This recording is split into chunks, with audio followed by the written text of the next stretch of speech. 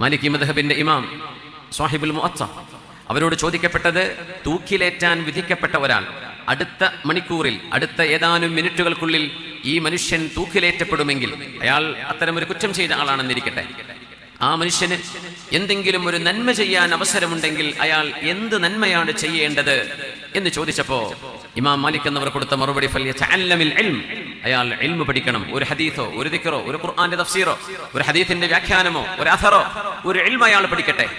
അപ്പൊ അവർ പറഞ്ഞു, ഇമാം അവറുകളെ, ആ ഇൽമ പഠിച്ചിട്ട് എന്താ, അടുത്ത നിമിഷം ഇയാൾ കൊല്ലപ്പെടുകയാണ്. ആ ഇൽമ കൊണ്ട് അമല് ചെയ്യാനുള്ള സമയം ഇയാൾക്ക് ലഭിക്കില്ലല്ലോ, പിന്നെന്തിനാ പഠിച്ചതിന്റെ കാര്യം?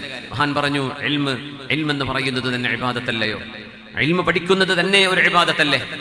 അത് മതി, അതേ അയാൾക്ക് ചെയ്യാൻ കഴിയുന്ന ഏറ്റവും വലിയ കർമ്മമെന്ന് മഹാനായ ഇമാം മാലിക് ഇബ്നു അനസ് റഹ്മത്തുള്ളാഹി തആല അലൈഹി.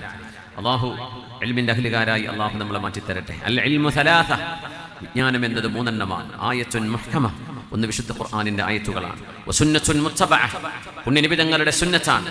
പിന്നെ പറഞ്ഞത് വഫരീളത്തുൻ ആദില, അല്ലാഹുവിന്റെ ദീനിന്റെ ഫരീളത്തുകളാണ്. ഈ മൂന്നെണ്ണമാണ് ഇൽമിന്റെ ആധാരശില എന്ന് പറയുന്നത്.